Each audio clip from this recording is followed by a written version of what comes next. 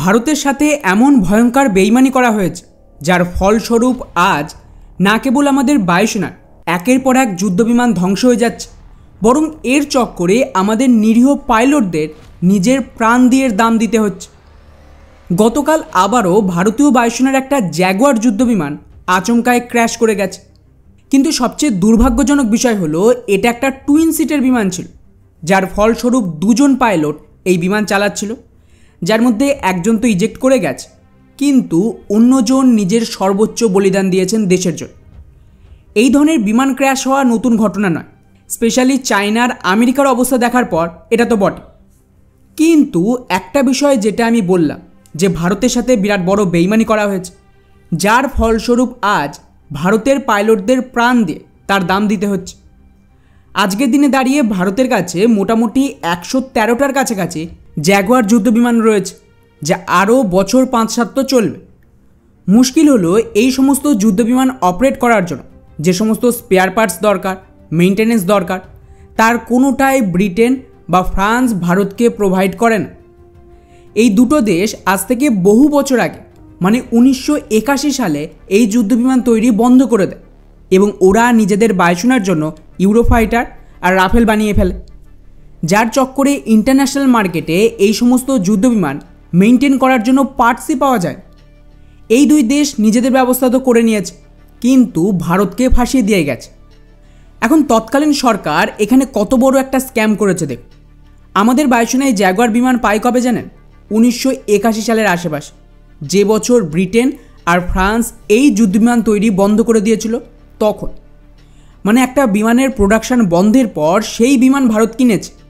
আর স্বাভাবিকভাবে আপনি যদি এমন একটা বিমান কেনেন যার প্রোডাকশানই হয় না এবং যারা ওই বিমান তৈরি করেছে তারা নিজেরাই ব্যবহার করবে না, তাহলে আপনি কিভাবে এক্সপেক্ট করেন যে ওই দেশ আপনার জন্য এই সমস্ত ব্যবস্থা করবে? আর এটাই হয়।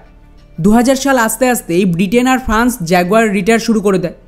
কিন্তু যেহেতু ভারত এই সমস্ত বিমান কিনেছিল 1980-র দশকে এবং এর ডেলিভারি তখন হয়েছে যখন ওই দেশগুলো নিজেদের বিমান রিটায়ার করার কথা ভাবছে, তো স্বাভাবিকভাবে ভারত একমাত্র দেশ গোটা বিশ্বে যারা আজও এই বিমান ব্যবহার করে, কারণ এর লাইফ এখনও রয়েছে। কিন্তু যেহেতু স্পেয়ার পার্টস নেই, তাই ভারতকে এদিক ওদিক থেকে ব্যবস্থা করতে হচ্ছে এবং জোড়া তালে দিয়ে কাজ চালাচ্ছে। আর এই কারণেই এই বিমান এত বেশি ঘন ঘন ক্র্যাশ হচ্ছে। আর এখানেই শেষ নয়, ভারতের এইচএএল এর অল্টারনেটিভ হিসেবে নিজেদের স্বদেশি মারুত যুদ্ধবিমানও তৈরি করে, যেটা সেই সময়কার সবচেয়ে বেস্ট সুপারসনিক যুদ্ধবিমান ছিল। কিন্তু আমাদের তৎকালীন সরকারের স্বদেশি জিনিস পছন্দ নয়। ওরা কি করে? এই যুদ্ধবিমানের পরবর্তী ভেরিয়েন্ট তৈরির মঞ্জুরি দেয়নি, এই প্রজেক্টে কোনো রকম সাপোর্ট দেয়নি, না ফান্ড দিয়েছে। ফলে এই পুরো যুদ্ধবিমান রিটায়ার করে এই প্রজেক্ট পার্মানেন্ট বন্ধ করে দেওয়া হয়। আর তার জায়গায় ভারত কি করে? ব্রিটেন থেকে জ্যাগুয়ার আর ফ্রান্স থেকে মিরাজকে। মানে এর থেকে বড় বেইমানি আর কি হতে পারে? এবং এই দুটো বিমান এমন নয় যে খারাপ, তাদের সময়ের বেস্ট বিমান ছিল, এটা আমি মানছি, কিন্তু এর সাপ্লাই চেনের কোনো ব্যবস্থা সরকার করেনি, যার ফলে আজ এত বেশি ক্র্যাশ হচ্ছে। এবং এই দুটো বিমানের ঠিকমতো মেনটেনেন্সও সম্ভব নয়, আর না অরিজিনাল স্পেয়ার পার্টস রয়েছে।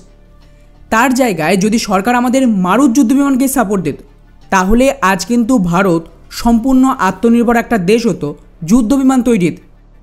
আর এটা নতুন না, আপনাদের আমি বলেছিলাম যে HTT-40 বিমানের সাথে 2008 সালে সেম বেইমানি করা হয় যাতে ব্রিটিশ যুদ্ধবিমান ভারতের জন্য কেনা যায়। সেম কাজ করা হয়েছিল HJT-36 সিতারার সাথেও, এবং ওই বিমান প্রোগ্রামও বন্ধ হয়েছে, যা এখন নতুন করে শুরু করা হয়েছে। এমনকি তেজাস বিমানকেই দেখুন না, সেই 2000 সালের আশেপাশে রেডি হয়ে গিয়েছিল, ফার্স্ট ফ্লাইট হয়ে গিয়েছিল, কিন্তু প্রায় 10 বছর ধরে এটাকে ঝুলিয়ে রাখা হয়। আর 2016-র পর এর অর্ডার আসে।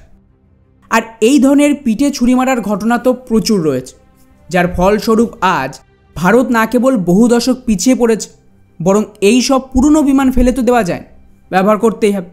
উপরন্তু নতুন যে স্বদেশি বিমান তৈরি হচ্ছে তাতেও সমস্যা ইঞ্জিনের। কাবেরী ইঞ্জিন 2008 সালে বন্ধ করে দেয় সরকার, যাতে আমেরিকা থেকে ভারত ডিল পায়। আর আজ আমেরিকা ভারতকে ব্ল্যাকমেলিং করে তেজাসের ডেলিভারি আটকে রেখেছে।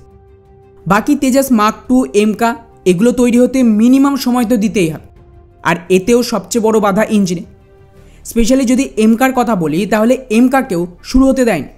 এমকার বদলে রাশিয়ার কাছে যাওয়া হয় FGFA প্রোগ্রামের জন্য, আর ওখানেও ভারত বিরাট বড় একটা ধোঁকা খায়। তারপর 2019-20 সালে পুনরায় এমকার ওপর কাজ শুরু হয়। আর এত বড় বড় ব্লান্ডারের পরে যদিও বা এখন সব কিছু ঠিক করা হচ্ছে, কিন্তু বায়ুসেনার ডিসিশন নিতে নিতেই আরও 10 বছর কেটে যাবে।